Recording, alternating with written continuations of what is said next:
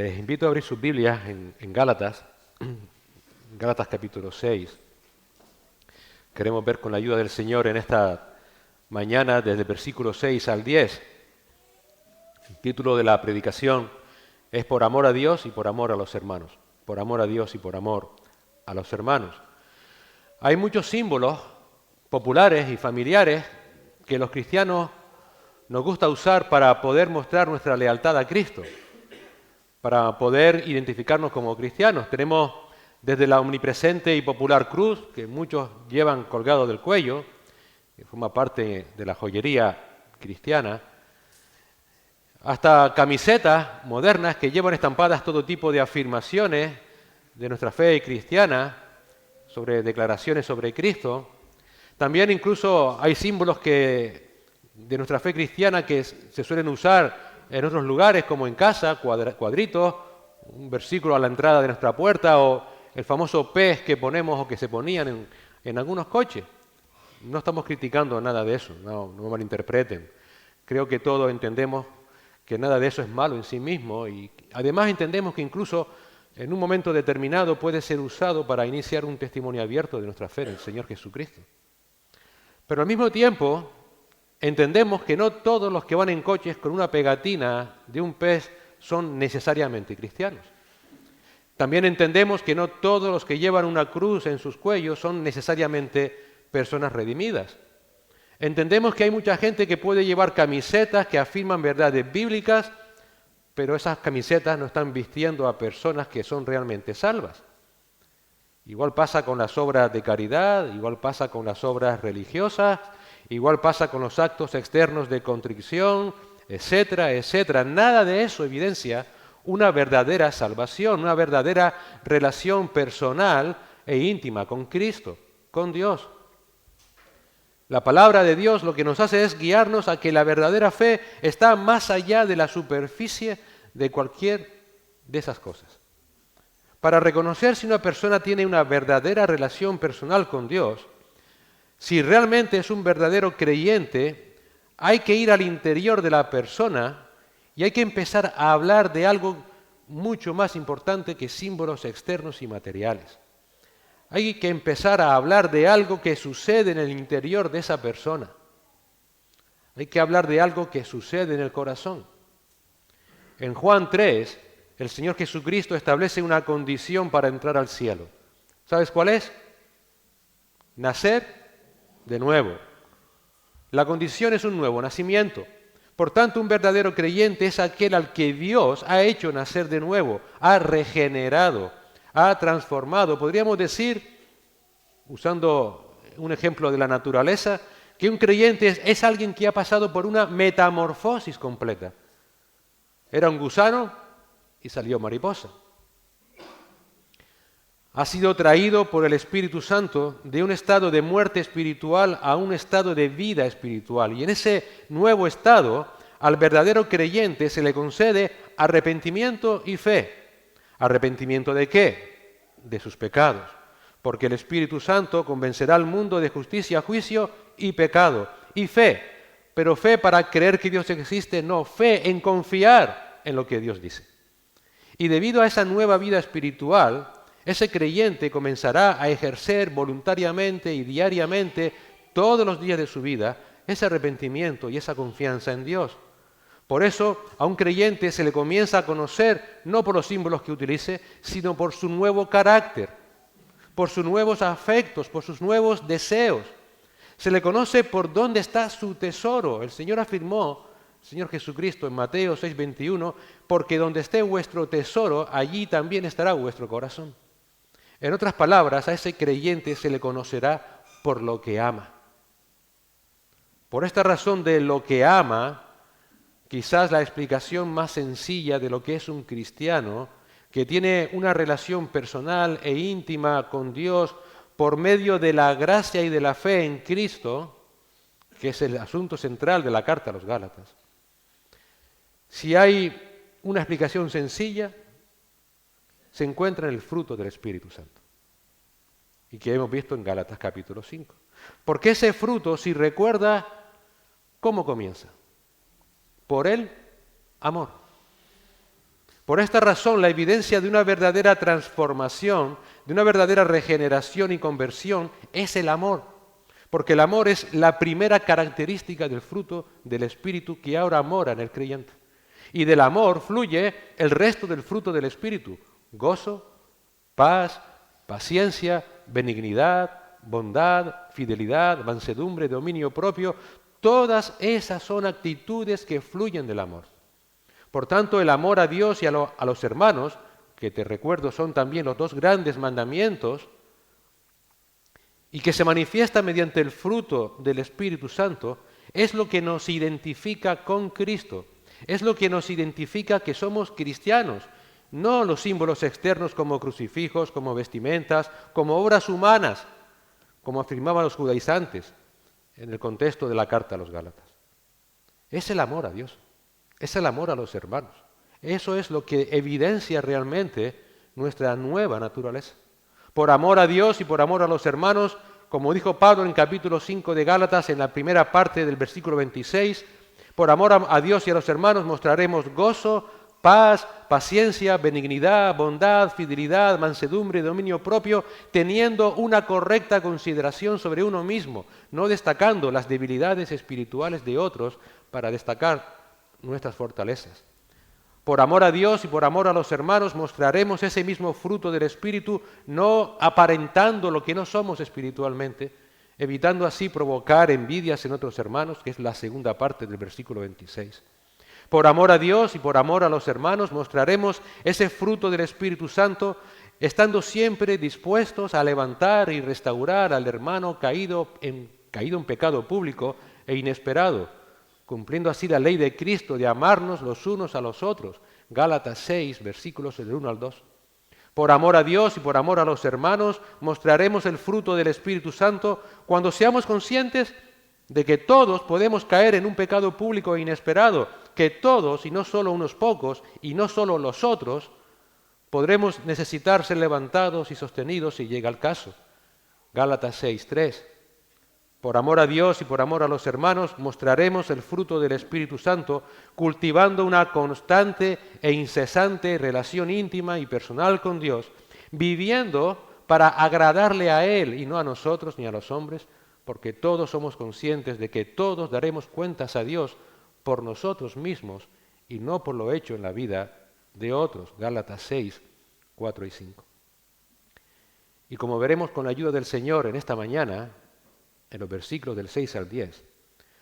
Por amor a Dios y por amor a los hermanos también mostraremos el fruto del Espíritu Santo teniendo una disposición adecuada durante el proceso de restauración. Una disposición adecuada tanto por el hermano caído en pecado, versículos del 6 al 8, como por parte de la iglesia que está ayudando a ese hermano, versículos del 9 al 10. Y recuerda siempre, podemos estar en los dos bandos. Pero si estamos en un bando o en otro, debemos mostrarnos los unos a los otros, por amor a Dios y por amor a los hermanos, el fruto del Espíritu. Por tanto, lo que vamos a ver en esta mañana con la ayuda del Señor es cuál es la disposición de realmente un creyente que está siendo restaurado para que viva mostrando el amor de Dios en él y mostrando el fruto del Espíritu. Y de eso lo leemos en el capítulo 6, versículos del 6 al 8. Vamos a orar al Señor. Señor, ahora ponemos delante de ti este tiempo de meditación de tu palabra para poder entender, Señor, cómo como creyentes debemos vivir a la luz, Señor, de que somos nuevas criaturas, creados en Cristo Jesús para tu gloria, y cómo debemos mostrar su carácter a través del fruto del Espíritu. Y hacerlo en cualquier situación que nos podamos encontrar, aún en una situación tan dolorosa o triste como puede ser debido a la caída en pecado, Señor. Quizás aún más en este momento es donde debemos mostrar esa compasión, esa misericordia que tú has puesto en cada uno de nosotros cuando nos salvaste, Señor. Ayúdenos a ser conscientes de que podemos tener la responsabilidad de ayudar a algún hermano caído en pecado o que los hermanos nos ayuden a nosotros si caemos, Señor. Sea una causa u otra, debemos siempre actuar de la misma manera. por amor a ti, por amor a los hermanos, mostrando el fruto del Espíritu. Ayúdanos, Señor, que tu Espíritu Santo nos dé sabiduría para entender el texto y para saber lo que tú quieres para nosotros y también para ser obedientes a ello y que también traiga salvación a las almas que hoy nos acompañan, Señor. Que ellos entiendan que esto no es cuestión humana, que esto es una obra tuya, una obra soberana tuya. Tú eres un Dios salvador, no eres un Dios condenador. Y que al final de lo que estamos hablando es de exaltar a Cristo, porque Él no tuvo en cuenta nuestros pecados cuando decidió venir a este mundo, sino que los tomó como suyos, aunque Él era sin pecado, para traer salvación. Padre, que esa verdad gloriosa también impacte en la vida de todos los que hoy nos acompañan. Te lo rogamos en Cristo Jesús. Amén. La disposición del creyente que está siendo restaurado. Mira lo que dice el apóstol Pablo en el capítulo 6 de Gálatas, del versículo 6 al 8. Voy a leer la versión de las Américas, pero muy parecida a la versión de las 60. Y al que se le enseña, que comparta toda cosa buena con el que le enseña. No se dejen engañar.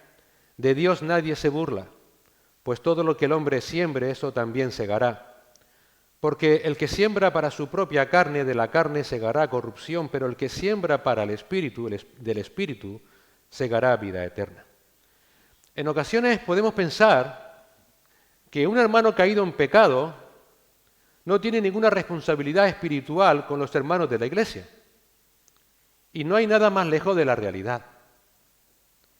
La realidad es que aunque un hermano haya caído en pecado, y a lo mejor incluso pueda haber quedado descalificado para algún ministerio, ese hermano sigue teniendo responsabilidad con el resto de hermanos de la iglesia, sigue teniendo la responsabilidad, sigue estando bajo la responsabilidad de mostrar amor a sus hermanos.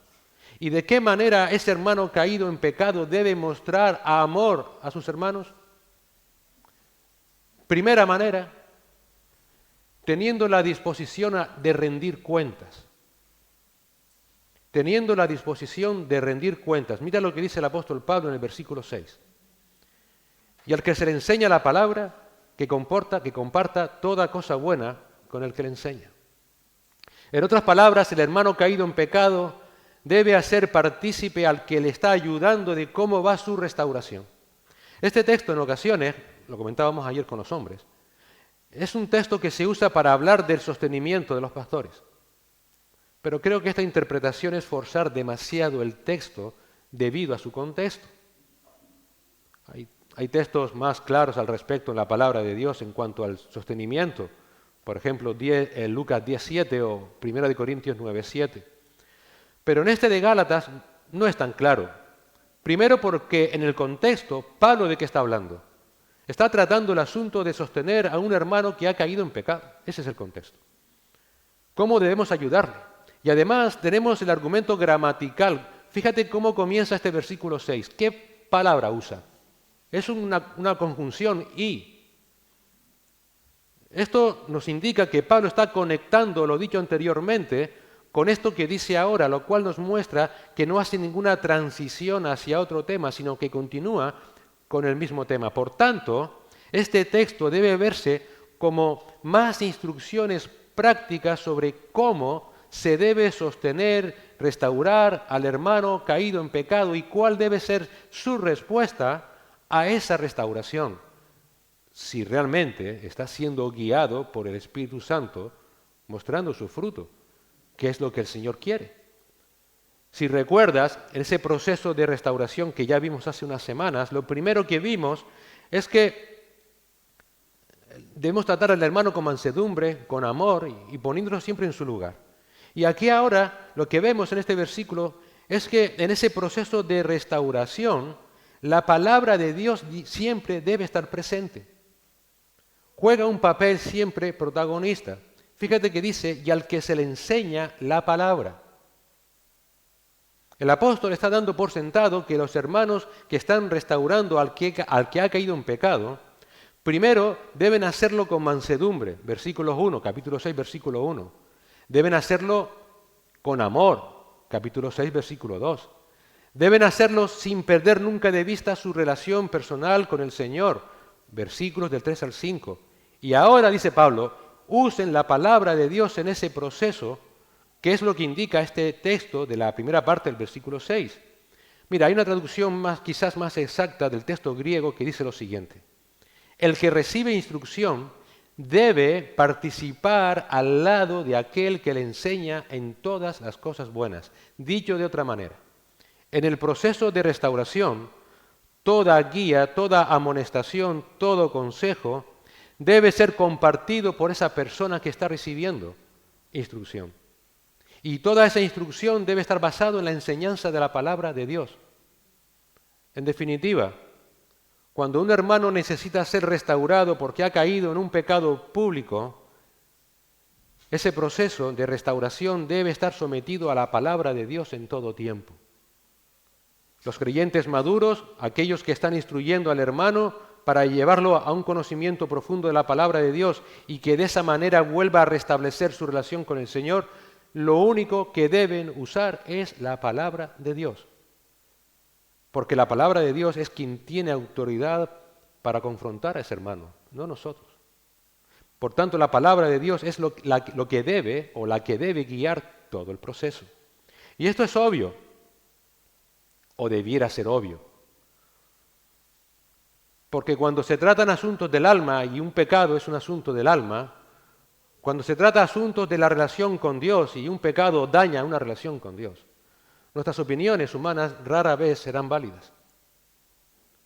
Porque cuando ese pecado ha dañado la relación entre Dios y un hermano, estamos hablando que en ese momento hay un daño que se ha creado en una relación personal entre Dios y ese hermano.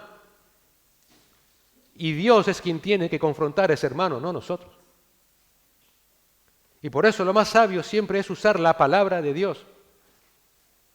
Pablo le dijo a Timoteo en 2 de Timoteo 3:16 lo siguiente: toda escritura, toda la palabra es inspirada por Dios y útil para enseñar, para reprender, para corregir, para instruir en justicia. Dicho de otra manera, la palabra de Dios es el instrumento que el Señor nos ha dejado para enseñar al que ignora la voluntad de Dios, pero también es el instrumento para reprender, para amonestar, para apercibir a quienes están en un error o en pecado, para corregir o enmendar lo incorrecto y para instruir o capacitar a los hijos de Dios en toda obra recta delante de Dios y de los hombres. Debemos, por tanto, entender que ninguna sabiduría humana, ni siquiera nuestra propia piedad, la piedad humana, puede poner atajo a los tremendos estragos del pecado y que dañan la relación entre Dios y un creyente. Solo hay una manera de que esa persona venza esos estragos y que se mantenga aferrado a la gracia de Dios en Cristo, y es solo por medio de la palabra de Dios. Se deben hacer advertencias basadas en la palabra. Se deben señalar mediante la palabra los peligros de permitir que el pecado anide en los corazones.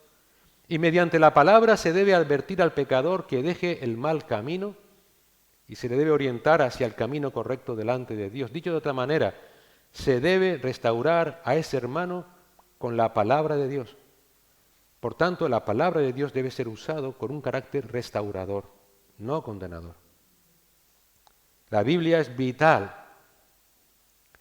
porque mediante el Espíritu Santo produce efectos de vida. El Señor dijo en Juan 6:63 que el Espíritu es el que da vida. Por esta razón se nos exhorta a los creyentes a permanecer asidos a la palabra de vida. Filipenses 2:16. La palabra de Dios es viva, que implantada, sembrada en el corazón, salva al hombre. Eso es lo que enseña Santiago en Santiago 1:21. Por lo cual, desechando toda inmundicia y abundancia de malicia, recibid con mansedumbre la palabra implantada, la cual puede salvar vuestras almas. Y el Señor Jesús en Juan 17 dijo que esa misma palabra no solamente nos salva, sino que también nos santifica. Y para que todo eso suceda, en ocasiones, aunque llevemos la palabra en amor, y en amor debemos llevarla, la palabra de Dios va a penetrar hasta lo más profundo del corazón. Pero tendrá que ser la palabra de Dios y no nuestras opiniones. La palabra de Dios, aunque la llevemos con amor, deberá penetrar hasta lo más profundo del corazón y hacernos un daño necesario si es necesario. como parte de ese proceso de restauración. Y el hermano que está siendo restaurado debe tener esa disposición. El autor de Hebreos dice de la siguiente manera acerca de la palabra de Dios como esa herramienta de restauración. Hebreos 4:12, porque la palabra de Dios es viva y eficaz y más cortante que cualquier espada de dos filos, penetra hasta la división del alma y del espíritu, de las coyunturas y los tuétanos, y es poderosa para discernir los pensamientos y las intenciones del corazón. Dicho de otra forma, la palabra de Dios penetra de tal manera que el alma y el espíritu son divididos, es decir, el yo espiritual es separado del yo carnal, y esto duele, pero es necesario. La palabra de Dios nos va a desnudar, pero es necesario porque debemos saber discernir lo que hay en nuestros corazones. Uno puede ser religioso, pero no ser salvo. No te olvides nunca. Uno puede ser sensible incluso a las necesidades del hombre y llorar por el sufrimiento del hombre, pero estar muerto para Dios. Uno puede ser instruido bíblicamente y estar aparentemente en alerta a la falsa enseñanza en mente y cuerpo, pero luego estar atrofiado y dormido en su espíritu en su relación con el Señor. Uno puede conocer el éxtasis emocional religioso, pero no tener el gozo espiritual de la salvación. Este terrible engaño religioso no es algo excepcional, sino que es algo tristemente muy normal. De hecho, tan normal que el Señor Jesucristo, acabando su sermón del monte, el sermón más importante que podemos leer en las Escrituras, acabando ese sermón, en Mateo 7, del 21 al 27, advierte precisamente contra ese terrible engaño religioso en el que muchos pueden estar. En este pasaje de Mateo, nuestro Señor advierte sobre dos peligros religiosos. Número 1, una mera profesión verbal, solo palabras, versículos del 21 al 23. Y en segundo lugar, versículos del 24 al 27, el Señor advierte contra un mero conocimiento intelectual. Y muy resumidamente lo que el Señor quiere que entendamos es que la profesión verbal, incluso con respecto a la verdad bíblica, y el conocimiento intelectual, incluso relacionado con la verdad de Dios y de su Hijo Jesucristo, no necesariamente es evidencia de salvación. La profesión verbal sobre la verdad no es suficiente para salvar, y el conocimiento intelectual de la verdad acerca de Cristo no es suficiente para salvar. Por tanto, ¿no?, necesitamos que la palabra penetre y sepamos realmente lo que hay en nuestro corazón y saber si realmente nuestro corazón ha sido regenerado o no. Por tanto, durante ese proceso restaurador, la palabra de Dios debe profundizar en el corazón del hermano que ha caído en pecado para que él pueda discernir primeramente si su relación con Dios es consecuencia del amor o de la mera religiosidad. La palabra de Dios, por tanto, debe ser fundamental para llevar al hermano caído a una profunda reflexión personal sobre su fe y sobre su relación con el Señor. Y en ese proceso, el hermano que está siendo restaurado, como dijimos al principio, debe rendir cuentas de su evolución. Si realmente ha sido salvado por la gracia y por la fe en Cristo, ese hermano no va a ofrecer ninguna resistencia. Ese hermano va a rendir cuentas de cómo el Señor lo está restaurando mediante su palabra. Y va a compartir lo que el Señor está haciendo en él con aquel que le está restaurando, con aquellos que le están restaurando. Y cómo va evolucionando su restauración. Mira lo que dice la segunda parte del versículo 6, que ese hermano que está siendo enseñado comparta toda cosa buena con que le enseña. La frase toda cosa habla de totalidad, de todo aspecto, de toda área. El adjetivo buena se traduce de una palabra griega, ágatos, que en el Nuevo Testamento se usa siempre o mayoritariamente para referirse a la excelencia moral y se aplica tanto a Dios como al hombre. Por tanto, toda cosa buena expresa todo beneficio espiritual y moral que se está recibiendo en ese proceso de restauración mediante la palabra de Dios. En otras palabras, el hermano tiene que compartir cómo la palabra de Dios está siendo de beneficio espiritualmente y moralmente hablando en cada aspecto de su vida que se haya visto afectado por el pecado. sea en su relación personal con el Señor, sea en su matrimonio, sea en su familia, sea en la iglesia, sea en el trabajo, en cualquier contexto. Si algún día tú y yo nos encontramos en esa situación, si realmente hemos amado a Dios y por amor a los hermanos, mostraremos esa actitud. Porque sí, nunca nos olvidemos que aunque hayamos caído en un pecado público que nos pueda haber descalificado para el ministerio, tenemos, por amor a Dios y a los hermanos, una responsabilidad, rendir cuentas.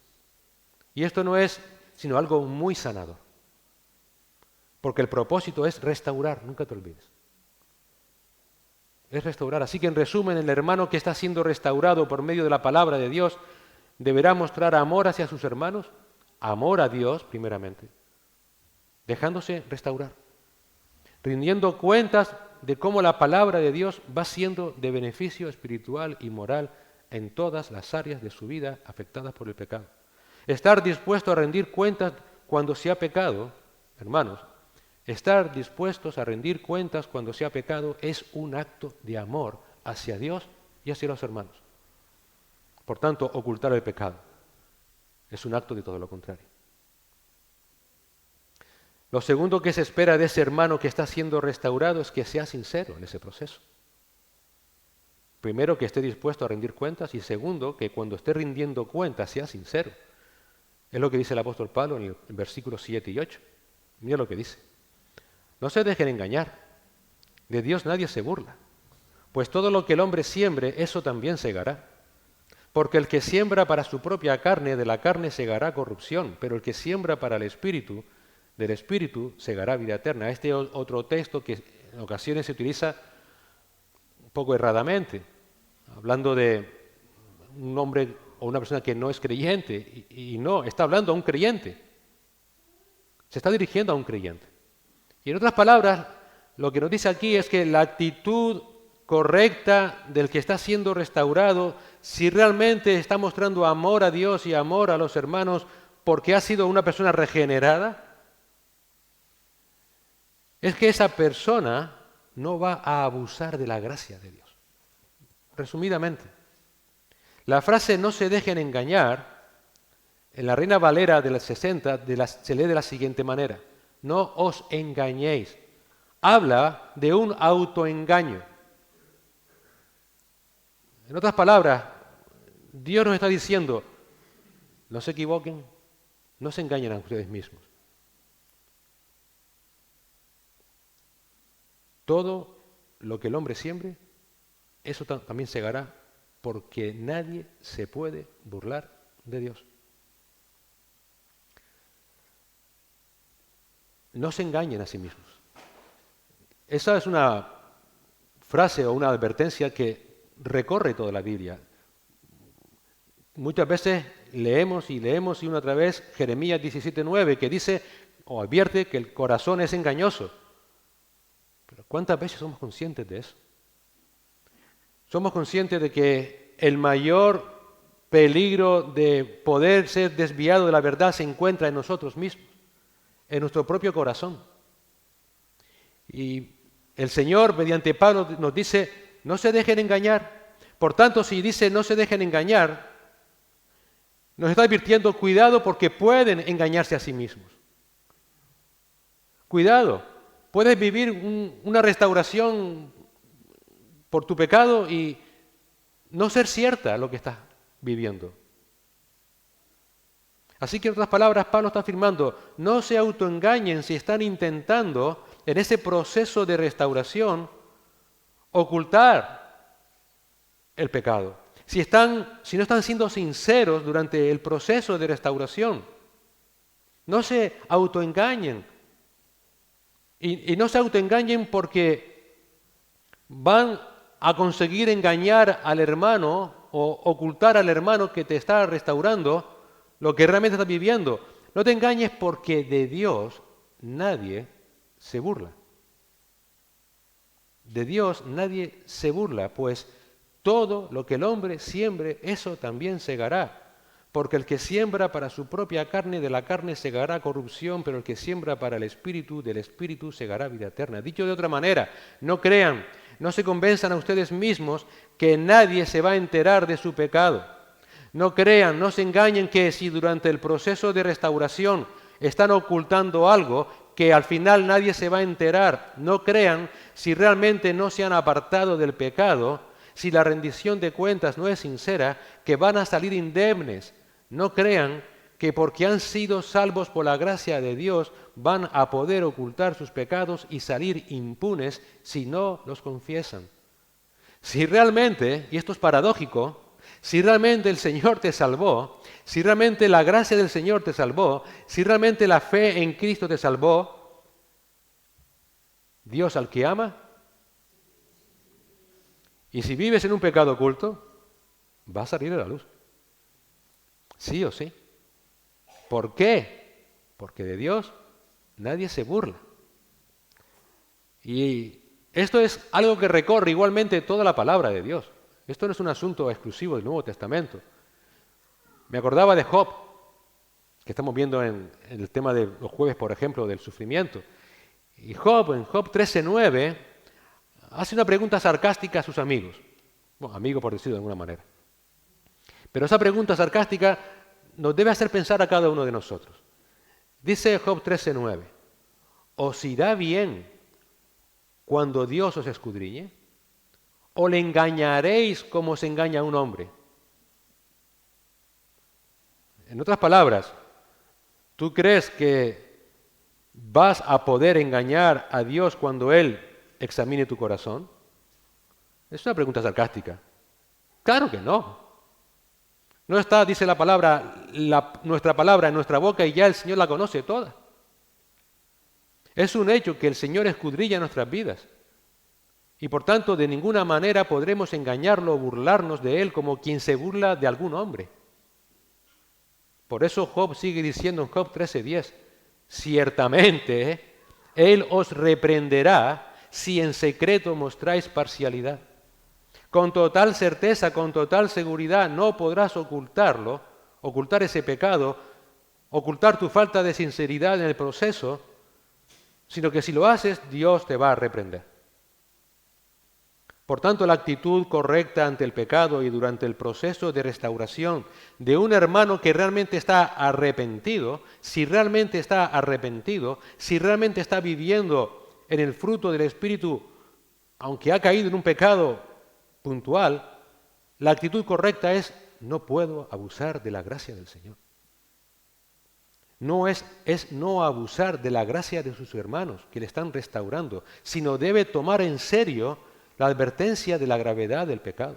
Debe tomar en serio contra quién en últimas estamos pecando, como leímos en el Salmo 51, porque en últimas, ¿contra quién estamos pecando? Contra Dios. Salmo 51:4. Si no tomamos en serio todo esto, si no tomamos en serio la gravedad del pecado, si no tomamos en serio que debemos dar cuentas a Dios, si no tomamos en serio que si ese pecado ha sido público, inesperado, y me ha descalificado y me resisto a ser restaurado por mis hermanos, entonces no he entendido nada del Evangelio. No he entendido nada de la gracia del Señor. No he entendido nada de lo que significa la salvación solo por la fe en Jesucristo. Intentar ocultar el pecado, intentar durante el proceso de restauración llevar una doble vida, mostrando buenas obras externas, buenas acciones, buenas palabras, creyendo que así vamos a conseguir escamotear nuestra responsabilidad, es no haberse enterado de nada. De nada. Es de hecho una necedad profunda. Porque aunque no lo estés buscando, estás diciendo, sin decirlo, que eres capaz de engañar a Dios. Uy. Es como querer decir, yo puedo engañar a Dios. Soy más listo que Dios. Eso es querer ridiculizar a Dios. Eso es tomar a menos su gracia. Eso es tergiversar el don de la fe. Porque la fe no solamente es creer que Dios existe, sino confiar lo que Dios dice en su palabra. Y sobre todo, es menospreciar a Cristo. Es menospreciar su vida. Es menospreciar su sacrificio a nuestro favor. El punto de Pablo es, en definitiva, que intentar ocultar el pecado, que intentar no ser sinceros durante el proceso de restauración, Es tratar con desprecio a Dios, no tanto al hermano que te está ayudando, a Dios. Es como tratar a Dios como si fuese un tonto. Es como creer que se le puede engañar como se puede engañar a cualquier hombre. Es abusar de su gracia. Pero hermanos, el hecho de que seamos salvos por la gracia de Dios no nos da la libertad para abusar de esa gracia del Señor, y en ocasiones lo hacemos. Y sobre todo cuando ocultamos pecados. Por eso debes recordar que todo lo que el hombre siembre, eso también segará, dice Pablo. Dicho de otro modo, todas las acciones y decisiones humanas tienen consecuencias inevitables delante de Dios. Y Pablo usa esta ilustración de la agricultura porque es algo que todos entendemos, ¿no es cierto? De hecho, no hace falta haber nacido en el campo para saber lo que significa. Es un ejemplo indiscutible. Nadie de los que estamos aquí discute que según la semilla que plantes, así será el fruto que recojas, ¿no es cierto? Si plantas una semilla de papa no te va a salir lechugas. Ese fruto nunca será distinto al de la semilla que hayas plantado. Pues si eso es indiscutible, pues es igual de indiscutible que si intentas ocultar tu pecado, estarás tratando a Dios como un tonto y eso tendrá consecuencias.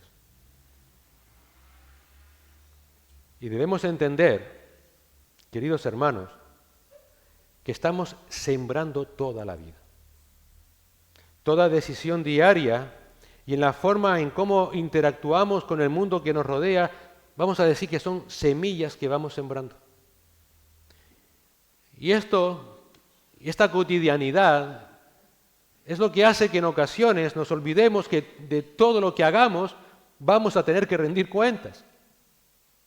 De todo. Y todo lo que hagamos va a tener consecuencias. Por eso la palabra de Dios nos recuerda en el versículo 8, porque el que siembra para su propia carne, de la carne segará corrupción, pero el que siembra para el Espíritu, del Espíritu segará vida eterna. En la primera cláusula, porque el que siembra para su propia carne, de la carne segará corrupción, el Señor simplemente dice en otras palabras, recuerda el contexto de las obras de la carne y el fruto del Espíritu, que todo lo que hagamos dejando que nuestra vieja naturaleza se exprese libremente, todo lo que hagamos dejando que las obras de la carne sigan al control y no las hagamos morir, va a tener como consecuencia un estado espiritual que se irá deteriorando. Dice Pablo, segará corrupción. Un inciso aquí, la palabra corrupción no significa condenación. Recuerda que le está hablando a creyentes. La palabra corrupción significa traer o ser traído a una condición inferior, peor de la anterior. No habla de aniquilación, no habla de condenación, habla de degeneración. Habla de un estado de deterioro, de desgaste, de inutilidad espiritual. Dicho de otra manera, aunque una persona puede haber sido salva por la gracia de Dios y comenzar a vivir de manera agradable al Señor, si se deja seducir por el pecado y no se arrepiente y lo oculta, su relación con el Señor se va a ver afectada, se va a deteriorar. Sí, por la gracia de Dios es salvo, pero su experiencia en esta vida será trágica. Y dices tú, ¿y dónde te basas para afirmar eso? En la iglesia de Corinto. En la iglesia de Corinto, donde muchos, dice Pablo en 1 Corintios 11:30, estaban débiles, enfermos e incluso habían muerto porque precisamente se habían negado a arrepentirse de sus pecados, teniendo entre ellos a un hombre que tenía como concubina, por decirlo suavemente, a la esposa de su padre. Pero ellos decían, somos tan espirituales y por esta causa, entre ustedes, hay muchos débiles y enfermos e incluso muchos han muerto. Esta perspectiva enfatiza la verdad de que el pecado oculto nunca solucionará nada. Ocultar el pecado nunca es la solución. Al contrario, es lo que va a empeorar todo. Todo irá de mal en peor, comenzando nuestra relación con el Señor. Pero no solamente con el Señor, sino que eso también va a afectar nuestra relación con mis hermanos. Por tanto, si yo oculto el pecado y digo que amo a mis hermanos, realmente no es cierto. Si yo oculto mi pecado y digo, pero ¿sabes qué? Tengo una buena relación con Dios, no es cierto. No es cierto. Y hermanos, esta situación de declive espiritual es segura, aunque se tarde. Porque si usamos el mismo ejemplo de la agricultura que usa Pablo, creo que también todos somos conscientes que cuando sembramos un fruto hay que esperar para volver a recoger de ese fruto. No es que plantes y automáticamente tengas un fruto. De igual manera, en la vida muchas veces las consecuencias de nuestras acciones no van a ser inmediatas. Y cuando eso sucede, que sucede, puede llevar a una falsa sensación de impunidad. Nadie se enteró, nada me ha afectado la vida, ¿sabes qué? No pasa nada. Eso nos lleva a una despreocupación ante el pecado. Pensamos que todo se ha solucionado y no es así. El Señor está advirtiendo que tarde o temprano lo que hemos sembrado florecerá y dará frutos.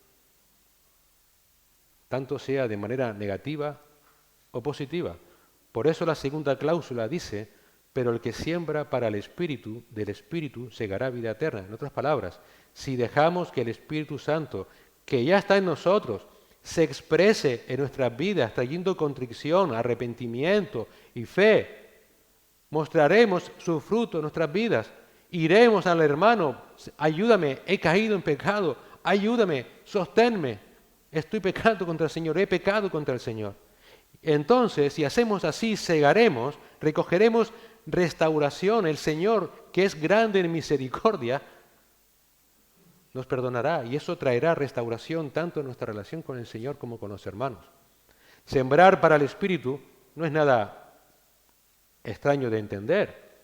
Es un sinónimo de andar en el Espíritu, como leímos en Gálatas 5:16, es un sinónimo de ser guiado por el Espíritu. Gálatas 5:18 es seguir los pasos del Espíritu. Gálatas 5:26. En definitiva, cuando uno realmente es compungido de corazón, está entristecido por su pecado, esa obra es la obra del Espíritu Santo que lo está guiando al arrepentimiento. Y no arrepentirse, por tanto, es resistir a esa obra del Espíritu Santo. Es dejar de andar según los pasos del Espíritu Santo. La frase vida eterna no habla de la vida después de esta, sino de calidad de vida, de plenitud de vida. Igual que andar en la carne va a traer un estado espiritual de declive y que va a afectar a nuestro cuerpo, a nuestros pensamientos, a nuestros sentimientos, la palabra o la frase vida eterna habla de calidad, de plenitud de vida. Pablo dice en Colosenses 2:10 que un creyente o los creyentes ya estamos completos en Cristo. Juan escribe en su Evangelio en Juan 1:16 que de su plenitud, de la plenitud de Cristo tomamos todos y gracia sobre gracia. Por tanto, el creyente que es salvado por la gracia de Dios comparte esa misma vida plena de Cristo. Calidad de vida como la que tenía Cristo, como la que tiene Dios, que es lo que dice Juan en 1 de Juan 1:2, que el creyente comparte la vida que tiene Dios y que Cristo manifestó al mundo. Y esa vida, esa plenitud de vida se manifiesta, obviamente, ¿de qué manera práctica? Por el fruto del Espíritu. Amor, gozo, paz, paciencia, benignidad, bondad, fidelidad, mansedumbre, dominio propio. Todos los que hemos creído mediante la fe en Cristo somos participantes de esta vida desde ya. Y como esa vida es la vida de Dios, tiene connotaciones morales, santidad y rectitud. Así que, en otras palabras, la actitud correcta de un creyente salvado por la gracia de Dios nunca será ocultar su pecado, sino confesarlo a Dios. Si ese pecado es público e inesperado y puede dañar la obra del Señor, deberá confesarlo a la iglesia. Y ese hermano deberá tener una correcta actitud durante el proceso de restauración. ¿Cuál es? No ocultar sus luchas contra ese pecado. No hacer como si nada sucediera. Si eso es así, todo va a empeorar. Y todo va a empeorar porque comenzará a empeorar su relación con Dios. Y repetimos, aunque la salvación no se pierde, las consecuencias en esta vida de ese empeoramiento son seguras aunque se tarden. Sus batallas contra las consecuencias del pecado no van a cesar. Su corazón no tendrá descanso. Su matrimonio, su familia, la iglesia o su ministerio se va a ver afectado. Por eso un creyente en esa situación vive una vida peor que un inconverso que no tiene esa lucha. Un creyente que vive en esa situación de pecado oculto ha perdido el gozo del Espíritu. que es lo que leímos también en Salmo 51, 12. Recuerda que el fruto del Espíritu se manifiesta en ¿qué? Gozo, paz, se pierde. Por el contrario, si se confiesa ese pecado, si voluntariamente y sinceramente vamos a los hermanos para que nos levante, para que nos sostengan, ese creyente está siendo guiado por el Espíritu Santo y su vida va a ser restaurada por el Señor. Va a tener esa calidad de vida que momentáneamente ha perdido. Porque esa es la vida que Dios siempre ha querido para todos sus hijos. Hermanos, no olvidemos que por la misma gracia del Señor siempre hay posibilidad de sembrar de nuevo. Siempre. Si no, la gracia del Señor no sería gracia. Por tanto, no seamos necios queriendo ocultar nuestro pecado. Si la gracia divina nos salvó, la gracia divina nos va a sostener. La gracia divina, digamos de alguna manera, si me permiten la expresión, ofrece una segunda oportunidad también de poder transformar lo que hemos sembrado, porque somos pecadores. Por eso debemos alentarnos mutuamente a vivir en santidad, a alentarnos a arrepentirnos y buscar una vida conforme a las enseñanzas de Cristo. Es de esa manera que comenzaremos a plantar esas nuevas semillas que con el tiempo van a producir fruto que glorifican a Dios y que benefician a aquellos hermanos que nos rodean. Ocultar el pecado, mentir, tentar aparentar lo que no se es, nunca beneficia a nadie. Nunca beneficia nuestra relación con Dios, nunca beneficia nuestra relación con los hermanos, daña a la iglesia, daña la obra de Dios. No vas a perder la salvación porque es por gracia, pero tu vida no podrá ser o no podrá mostrar esa plenitud que Dios quiere para ti. Por esta razón, Pablo acaba esta sección no solamente hablando de ese hermano y cuál debe ser su disposición adecuada si realmente está siendo guiado por el Espíritu Santo, mostrando amor a Dios y a los hermanos, acaba esta sección diciéndonos ahora cuál debe ser la disposición adecuada por parte de la iglesia que está ayudando a ese hermano caído en pecado. Y que también, obviamente, nos va a ayudar a nosotros como iglesia a seguir mostrando el fruto del Espíritu Santo. Yo no sabía cómo expresar esto, pero quiero que entiendan, esto no es una película del oeste. Los malos son siempre los demás y yo siempre soy el bueno. Podemos ser el hermano caído en pecado, como podemos tener la responsabilidad de ser parte de la restauración del hermano. Por favor, nunca se olviden de esto. No van a ser siempre los demás los que puedan caer en pecado porque yo estoy... No, ya se lo vimos la semana pasada. Aquí ahora, por tanto, Pablo va a centrarse en la iglesia. Cómo la iglesia va a ayudar al hermano que ha caído en pecado y que, repito, nos va a ayudar a mostrar si realmente estamos amando a Dios también como iglesia y si como iglesia también le estamos mostrando amor a ese hermano y evidentemente mostrando el fruto del Espíritu. Y si me permiten la expresión, Pablo lo que nos quiere hacer ver es que la disposición correcta de la iglesia que realmente está mostrando el fruto del Espíritu hacia ese hermano que ha caído en pecado es que la iglesia no va a tirar la toalla por ese hermano. No va a tirar la toalla por ese hermano. Iglesia, no te canses de hacer el bien a tu hermano caído en pecado. Fíjate lo que dice los versículos del 9 al 10.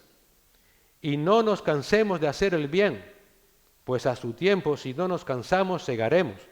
Versículo 10. Así que entonces hagamos bien a todos según tengamos oportunidad y especialmente a los de la familia de la fe.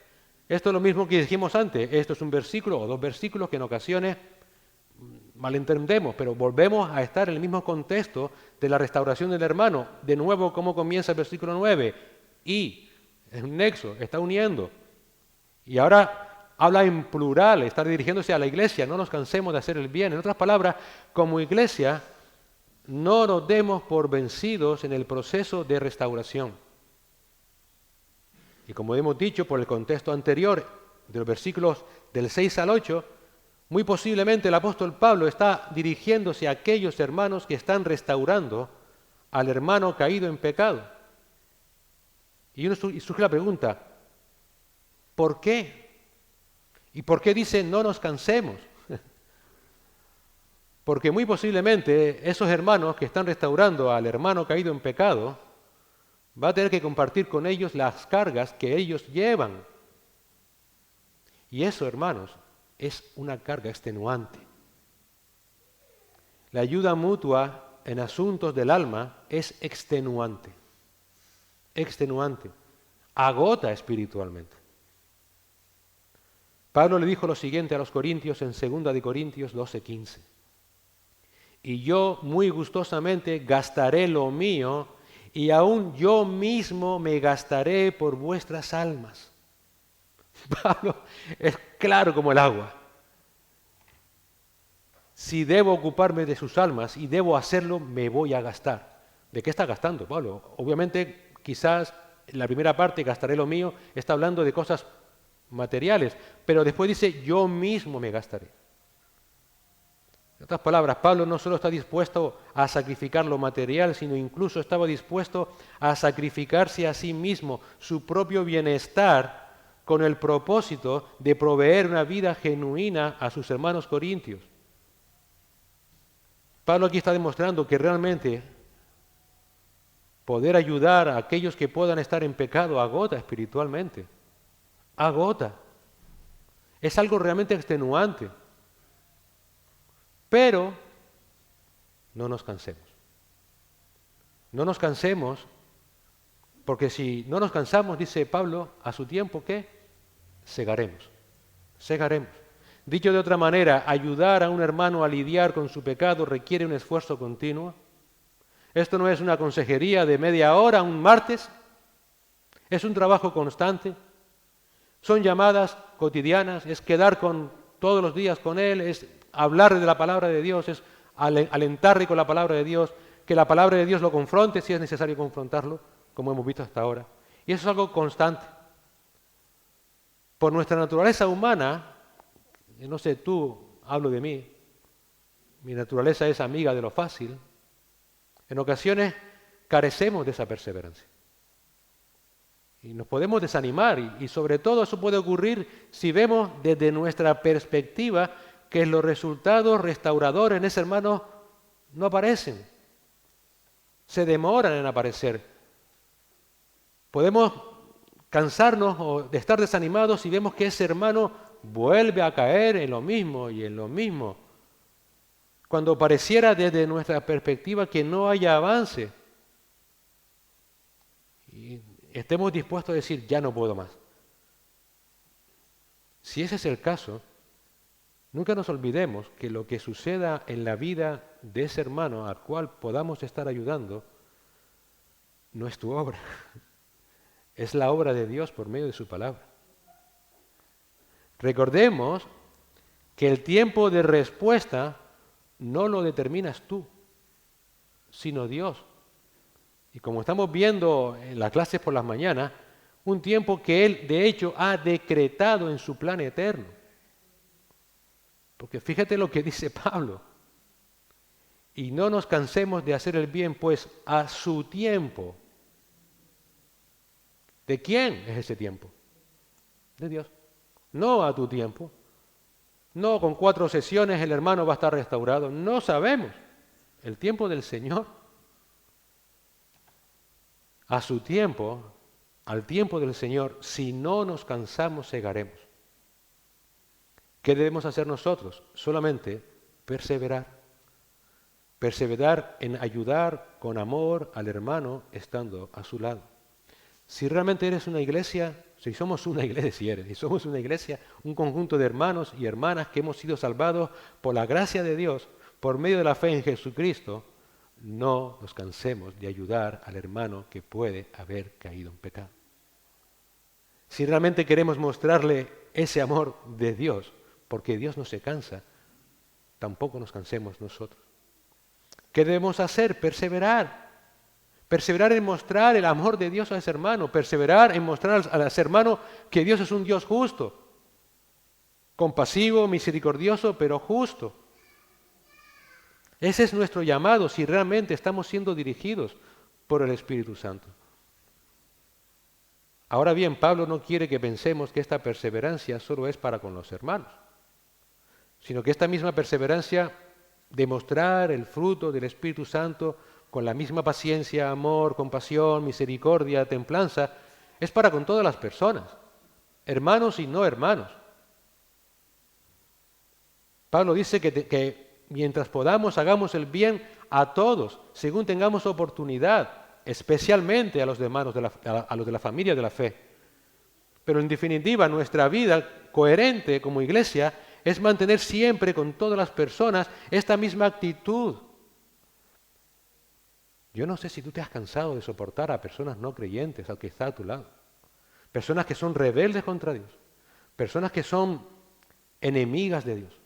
Personas que solamente te crean problemas y problemas y problemas y que en ocasiones dices tú, ya no puedo más. Y es verdad, humanamente no podemos más. Pero ¿sabes qué? No te canses de hacer el bien. A su tiempo, si es la voluntad de Dios, segarás. Puede ser un hijo, puede ser tu esposo, puede ser tu esposa, puede ser tu padre, tu madre, tu compañero de trabajo. No nos cansemos de hacer el bien. No nos cansemos de mostrar a este mundo que Dios es un Dios de compasión y de misericordia. Nunca nos cansemos. Que a su tiempo, al tiempo de Dios, si es la voluntad de Dios, segaremos.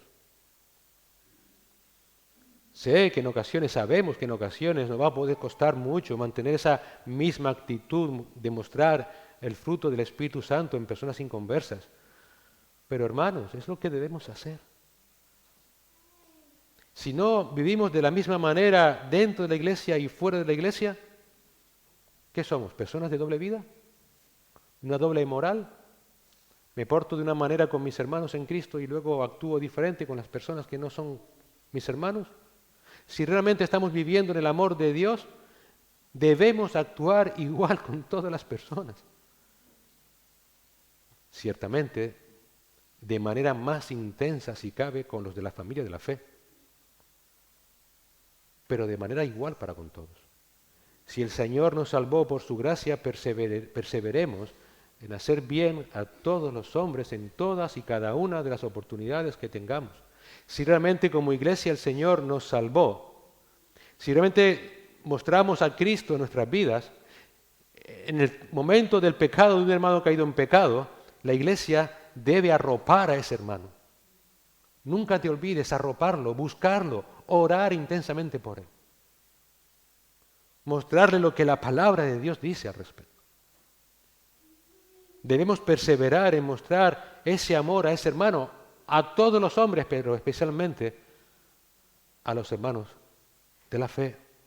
A todos debemos mostrar ese mismo amor de Dios, ese mismo gozo de Dios, esa misma paz de Dios, esa misma paciencia de Dios, esa misma benignidad de Dios, esa misma bondad de Dios, esa misma fidelidad, mansedumbre y dominio propio de Dios. Nunca nos olvidemos que somos la luz de este mundo, hermano. La evidencia de que realmente tenemos una relación personal e íntima con Dios por medio de Cristo no es el crucifijo, no son las obras religiosas externas, es un corazón regenerado. Y un corazón regenerado va a mostrar siempre el fruto del Espíritu. Y mayormente cuando un hermano ha podido caer en pecado, o cuando ese hermano caído en pecado vaya a los brazos de la iglesia a recibir ayuda para su poder sobrellevar esa carga. Hermanos, ser salvos por la gracia de Dios solo por medio de la fe en Cristo, que es la esencia del Evangelio, que Pablo está defendiendo en Gálatas. En otras palabras, coloquialmente hablando, ser cristianos no es cuestión simplemente de tener símbolos externos que nos identifiquen como cristianos, es sobre todo una cuestión interna. Es la cuestión de un corazón regenerado por el Espíritu Santo. Es cuestión de un corazón que muestra el fruto del Espíritu y por esa razón es una cuestión de afectos gobernados por el amor. Primeramente amor hacia Dios y también amor hacia los hermanos. Un amor que especialmente, dice Pablo, se muestra en situaciones donde el pecado puede volver a tomar la delantera en nuestras vidas. Qué fácil es amarse cuando todo va bien. Pero el amor realmente se demuestra cuando el pecado, tristemente, vuelva a aflorar.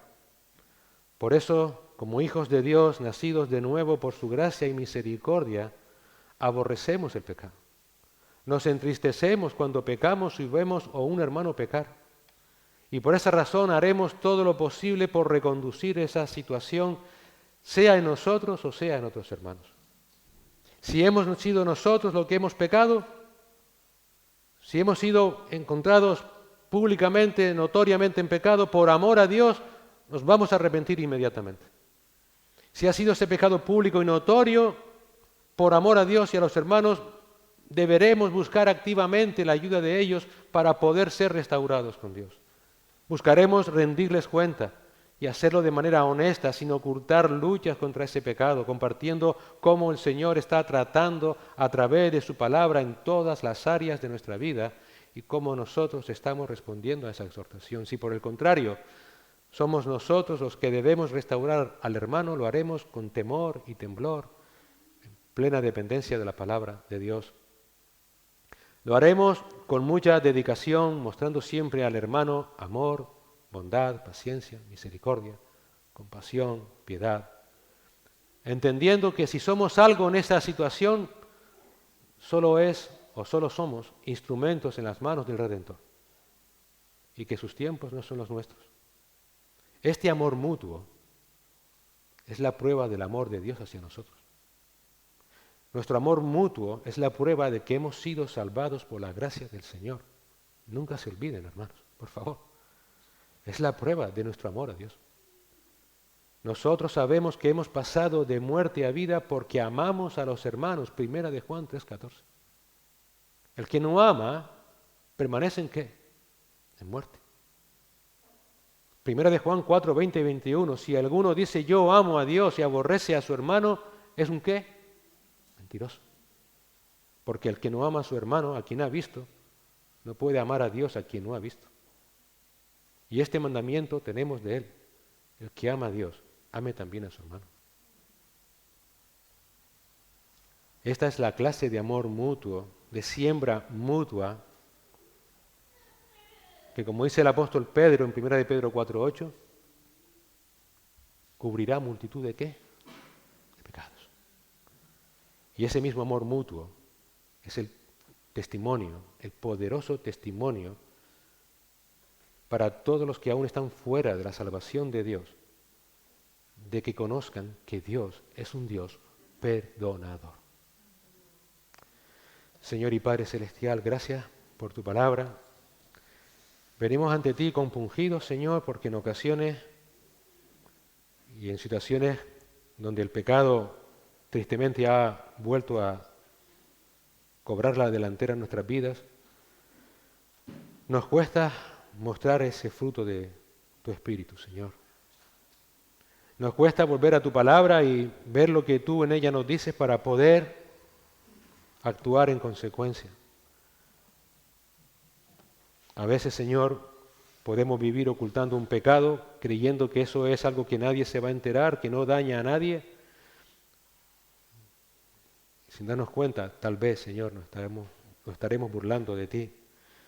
Estaremos dañando tu relación con nosotros, estaremos dañando nuestra relación con los hermanos, estaremos dañando la comunión en la iglesia. Padre, si ese es el caso, examina tú nuestros corazones, perdónanos, Señor, y ayúdenos a confesar que hemos pecado contra ti.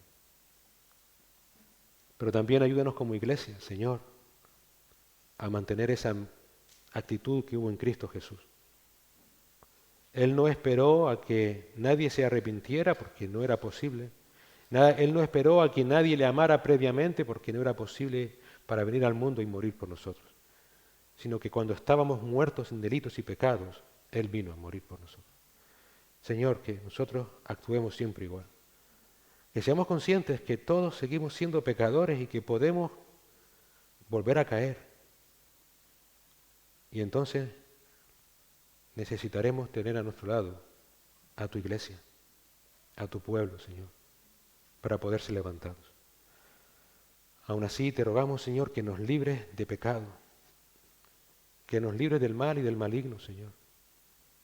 Que nos ayudes cada día a hacer morir las obras de nuestra carne y que cada día tu Espíritu Santo siga llevando a cabo en nosotros ese fruto. Ayúdenos, Señor, a soportarnos los unos a los otros, a amarnos los unos a los otros, a alentarnos los unos a los otros. Porque si no nos cansamos, a su tiempo cegaremos. Gracias, Señor, por tu exhortación. Perdona nuestros pecados, Señor, y recibe la gloria. En Cristo Jesús. Amén.